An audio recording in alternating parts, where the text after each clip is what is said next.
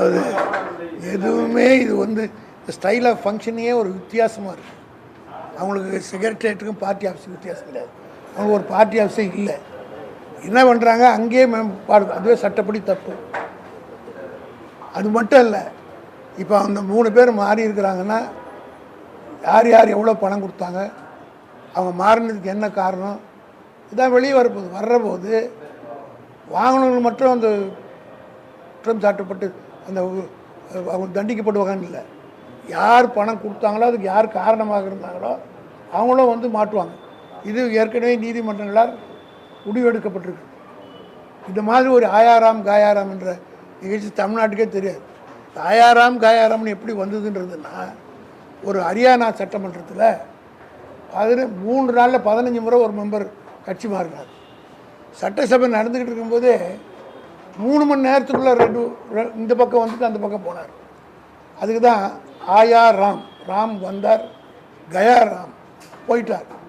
ஆக அது ஆயா ராம் கயா ராம் என்ற வார்த்தையே அப்படி தான் வந்து. இங்கே தமிழ்நாட்டில் ஆயா கயா 3 வந்தது. போன மாதம் 3ஆம் தேதிக்குள்ளே வந்தது. 23ஆம் தேதி 4ஆம் தேதி முடிவு வந்தாங்க.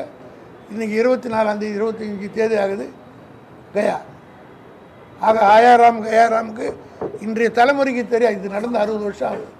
இன்றைய தலைமுறைக்கு ஆயாராம் கயாராம்னா இன்னா என்பதையெல்லாம் தெளிவுபடுத்தக்கூடிய வகையில் இந்த ஆட்சி நடந்துக்கிட்டது. இன்னும் பல வேடிக்கைகளை பார்ப்போம்.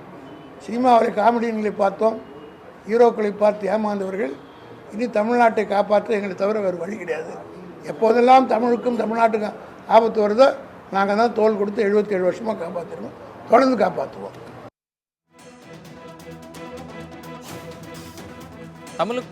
தமிழருக்கும் அவதூறு வரும்போதெல்லாம் 77 ஆண்டுகளாக திமுகவே காப்பாற்றி வருவதாக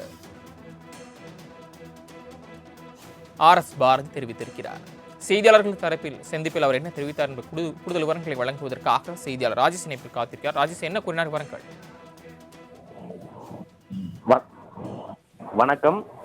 குறிப்பாக தமிழ்நாட்டில் நடந்த சட்டமன்ற தேர்தலில் வெற்றி பெற்று தமிழக வெற்றி கழகம் ஆட்சி அமைத்து தற்போது நடைபெற்று வருகிறது. குறிப்பாக இன்று RS பாரதி அவர்கள் அண்ணா அறிவாலயத்தில் செய்தியாளர் சந்தித்திருந்தார். அப்போது குறிப்பாக தமிழ்நாட்டில் புதிய ஆட்சி அமைந்து கிட்டத்தட்ட 3 வாரங்கள் முடிந்திருக்கிறது.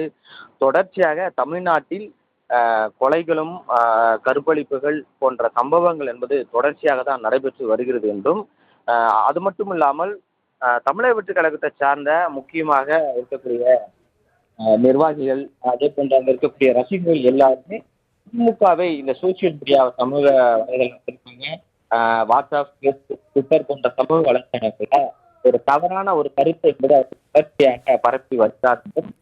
குறிப்பாக இவர்கள் எல்லோரும் இதெல்லாம் திருத்திக் கொள்ள வேண்டும். இல்லை என்றால் அவர்கள் கடுமையான தண்டனை என்று வழங்கப்படும். தற்போது வரை 2 வழக்குகள் அவர்களுக்கு இதற்கு தொடர்ச்சியாக இது போன்று திமுக மீது சமூக வலைதளங்கள் அவர்கள் மீது கடுமையான தண்டனைகள் வழங்கப்படும் என்றும், ஒருவேளை நான் நீதிமன்றத்துக்கு சென்றால் கூட அங்கே ஒருவேளை நீதிமன்றம் எடுக்கவில்லை என்ற நாங்கள் நீதிமன்றத்தை சென்று நாங்கள் வழக்கு செய்தியாளர் சந்திப்பில் தெரிவித்திருக்கிறார்கள்.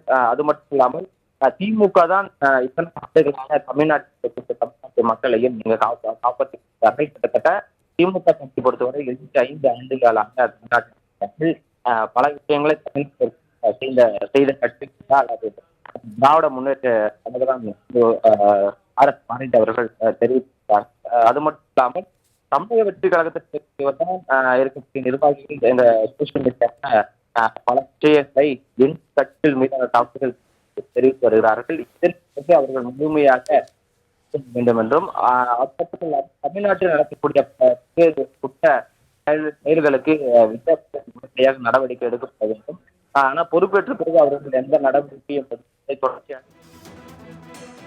திமுக குறித்து அவதூறு கருத்து தெரிவித்த காங்கிரஸ் MP மாணிக்கம் தாக்கூருக்கு திமுக அமைப்பு செயலாளர் RS பாரதி கண்டனம் தெரிவித்திருக்கிறார்.